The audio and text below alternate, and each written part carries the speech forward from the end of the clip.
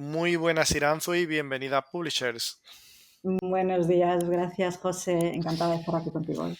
Código Luminea, El despertar de los colores perdidos. Este libro, esta novedad literaria que acaba de salir, para las personas que nos están viendo en nuestro canal de YouTube, ¿nos puedes decir de qué trata, cuál es la sinopsis?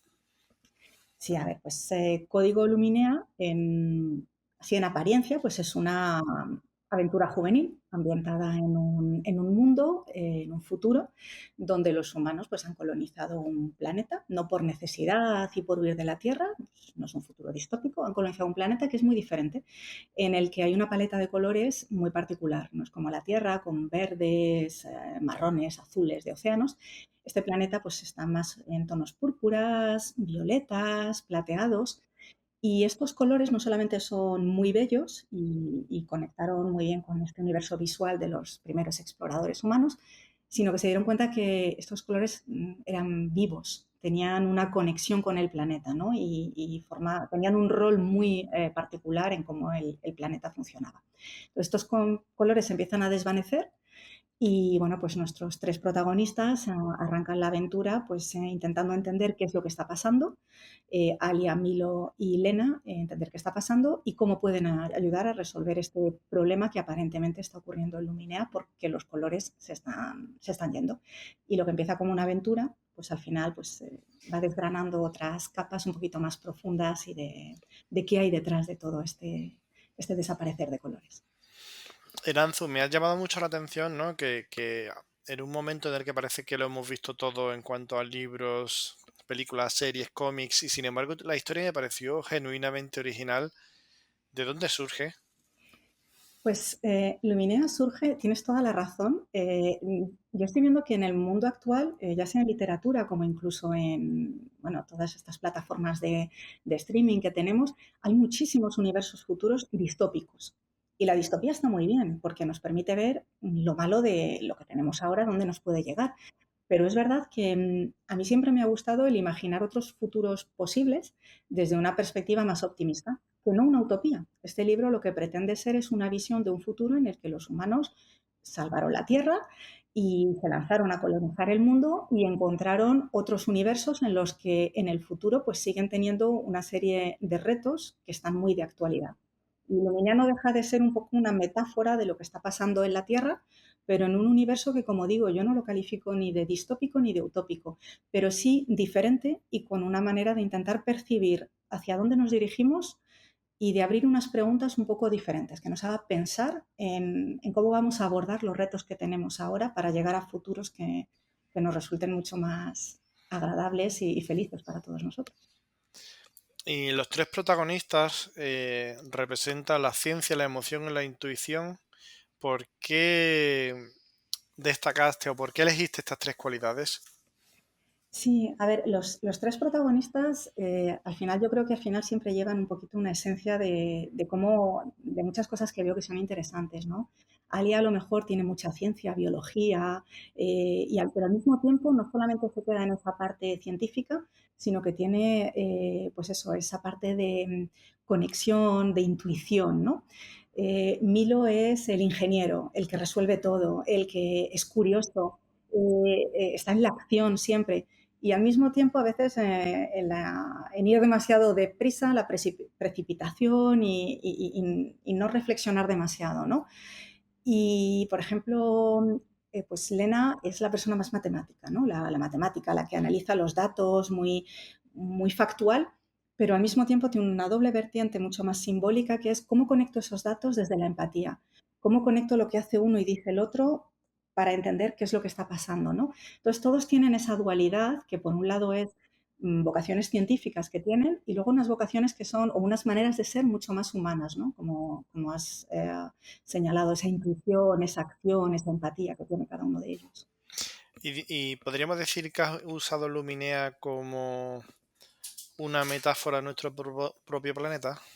Sí, como te comentaba antes, al final no deja de ser una metáfora de un planeta que está sufriendo. Parece que es un poquito ciencia ficción, ¿no? Porque me parece que la parte trasera del libro digo que es un planeta que siente, que vive. Parece ciencia ficción, pero a lo mejor los planetas también pueden un poco sentir, solo que no hablan. Y nos están mandando señales pues, de ecosistemas que están perdiendo el equilibrio, de cosas que están pasando en el planeta, a lo mejor porque no le estamos escuchando lo suficiente. Y para escucharlo lo suficiente, pues como con los personajes, no nos tenemos que basar solamente en datos, en ciencia, lo cual es súper importante, y sobre todo en el mundo en el que vivimos, sino tal vez despertar otras cualidades que nos hacen seres humanos de verdad y que nos van a permitir conectar mejor, ¿no? Esa intuición, ¿no? Ese saber de, creo que lo estoy haciendo bien, pero no sé por qué. O al contrario, creo que lo estoy haciendo mal, ¿no? Entonces creo que sí, que al final intento lanzar una metáfora que abra preguntas sobre lo que está ocurriendo en la Tierra, ¿no? Y que nos abra un futuro diferente. Me ha gustado mucho que el libro tiene diferentes lecturas, ¿no?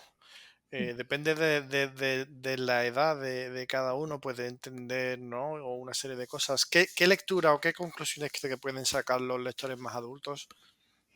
Sí, la verdad es que como comentas, el libro es una aventura juvenil y así nació, pero poco a poco se fue transformando en decir, oye, este libro que yo quería hacer para motivar a jóvenes a vocaciones que llamamos STEM, que son las ciencias, tecnología, matemáticas, pues se fue transfiriendo a una capa un poquito más profunda, ¿no? Y en esa profundidad me fui dando cuenta que al final el libro podía tratar otros temas que me gusta mucho comparar, pues películas infantiles que están de actualidad. Los que somos padres, pues me gusta mucho verlas con los niños, porque los niños tienen una lectura y los padres tenemos una segunda lectura. Y al final salimos todos del cine y nos ha gustado la película, porque no estamos leyendo lo mismo, ¿no? Entonces el libro está escrito en ese plano, pero no solamente pensando en una lectura adulta, que evidentemente será mucho más filosófica, más incluso psicológica, profunda, sino en que los niños o los jóvenes adolescentes no tenemos que subestimarlos. Yo el primer manuscrito, cuando se lo empecé a dar a mi hijo de 12 años, me impresionó la capacidad de madurez y de reflexión que él tenía leyendo entre líneas, ¿no? Entonces tiene una doble lectura que creo que el adulto o el padre que pueda leer ese libro leerá cosas y percibirá cosas que un niño no va a leer. El niño se quedará en la aventura, en la emoción, los colegas con los que juega, los amigos, pero el que quiere ir un poquito más dentro podrá llegar. Incluso hay niños o adolescentes que llegarán a esa conexión un poquito más profunda, ¿no? A mí un libro de referencia que me encanta y me apasionó desde siempre ha sido El Principito, que todo el mundo conoce. El Principito, leído con 10 años, con 18 o con 50, no tiene nada que ver, ¿no?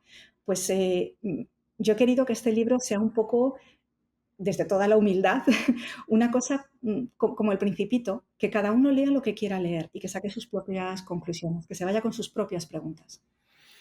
¿Y por qué crees que le has dado especial importancia a los vínculos humanos? Pues porque creo que en el mundo actual, y yo como ingeniera, trabajando en multinacionales, donde siempre datos, datos, eficiencias, productividades, todo a más, eh, a lo largo de mi carrera me he ido dando cuenta de que el factor humano, somos los humanos los que estamos creando empresas, generando negocios, y la conexión que tenemos entre humanos, la conexión que tenemos en cómo sentimos las cosas, es extremadamente importante para que el conjunto salga bien. Que todo no se reduce a ciencia, tecnología, datos, sino que hay muchas más cosas, lo que nos hace más humanos, que creo que además en el futuro en el que estamos entrando con inteligencias artificiales, etcétera, serán las más importantes. Entonces, me parecía importante reconectar con eso, en el que la ciencia y la tecnología, sí, por supuesto, pero hay una capa mucho más simbólica, humana, que puede hacer que sea mucho más potente hacia dónde lleguemos en el futuro, ¿no? ¿Te sirve a ti como vía de escape la escritura con respecto a ese trabajo, pues, estresante, ¿no? Que acabas de definir. Sí, totalmente. Para mí la escritura, tengo una amiga psicóloga que una vez me hizo una gran revelación, que siempre suelo contar, es cuando damos muchas veces vueltas a la cabeza, tenemos un pensamiento cíclico y no salimos de darle vuelta a cosas a la cabeza, ¿no? Y mi amiga psicóloga me enseñó que escribir, y escribir a mano todavía mejor, es una manera de linealizar el pensamiento y poner en claro las cosas, ¿no? Entonces, este libro nació como como una, pues eso, un huracán de ideas que tenía en la cabeza y poco a poco el irlo escribiendo cobró mucho sentido, ¿no? Y me sentí muy además identificada en cosas que yo había sentido en mi vida, como niña, como adulto, incluso como profesional, en mi vida profesional. Creo que algunos profesionales podrán leer cosas en el libro que hablen de management, de dirección de equipos, de liderazgo, interesantes. Y a mí este libro me ha servido para canalizar un montón de cosas que yo tenía en mente y no sabía cómo contar, ¿no? Y al final bajo una metáfora que es pues, algo que está ocurriendo en un planeta futuro en ciencia ficción. ¿Y te ha sido complicado lograr una obra que sea accesible y que a su vez sea profunda? Pues la verdad es que es complejo porque, como te comentaba antes, a veces subestimamos a los niños, ¿no? Yo al principio esto nació como una obra para un concurso para fomentar a niñas en vocaciones STEM, como comentaba. 50 páginas. Bueno, pues es muy sencillo, ¿vale? Pero luego dije, no, una capa más profunda, pero no demasiado, porque no quiero que se me pierdan los niños en la aventura. El niño tiene que reírse, tiene que sentirse identificados en los miedos, en cómo los otros adolescentes resuelven los problemas, pero al mismo tiempo quería llegar a una capa que fuese un poquito más profunda, ¿no? Entonces, yo creo que al final, naturalmente, fui avanzando en la creación y de manera muy natural lo fui conectando. Incluso en las múltiples lecturas que he tenido, yo misma me doy cuenta de cosas que no había pensado y que mi subconsciente había puesto en el libro, ¿no? Yo creo que al final lo más importante es lanzarse y hacerlo. Y lo que nace como una historia de aventuras entre adolescentes, pues se transforma a lo mejor en un libro pues que al final los padres y los adultos también van a poder leer, ¿no? Yo creo que lo importante es dejarse llevar y dejar que salga, ¿no? Para mí ha sido una transición, como una manera de dejar fluir cosas que llevaba dentro. Y ya que has creado un universo tan rico, ¿te gustaría seguir con él? ¿Te gustaría que estas historias siguieran y continuara, que fuera una saga o ya terminar con él? Pues la verdad es que me encantaría, muy sinceramente me encantaría y espero que el libro llegue y toque a mucha gente, porque creo que ha sido una primera tentativa de mostrar un universo y que pueden faltar muchas cosas por contar, ¿no? El libro arranca cuando hay un problema de los colores que desaparecen, pero antes de eso hubo una humanidad que exploró el universo y que llegó allí con unos primeros contactos en este mundo, cómo se colonizó. Creo que puede dar para una precuela y tengo muchas ideas que explicarían cosas del libro contando una precuela a este libro. Y de la misma manera, espero que los lectores se queden con ganas de saber más sobre los personajes. Voluntariamente he dejado pistas, pero no he contado todo, que se podría contar en una precuela o en una secuela, donde los personajes evolucionan, son más maduros, han restaurado un equilibrio que a lo mejor no es el final. El libro no tiene un final de cierre cerrado, por así decirlo, aunque me repita.